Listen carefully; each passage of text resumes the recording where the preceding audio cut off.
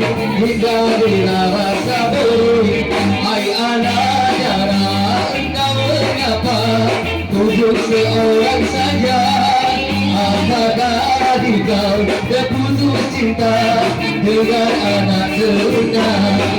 Jangan menyesal atau mengeluh sampai berpeluh-peluh. Bukannya dia seorang saja, abaikan ganggu tempatnya.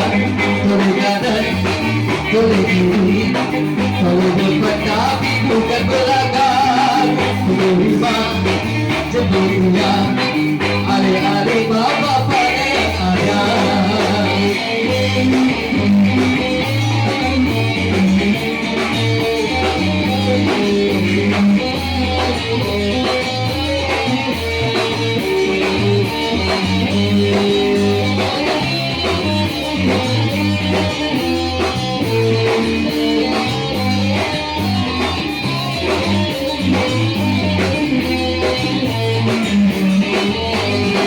Jangan menyesal atau mengeluh sampai berpeluh.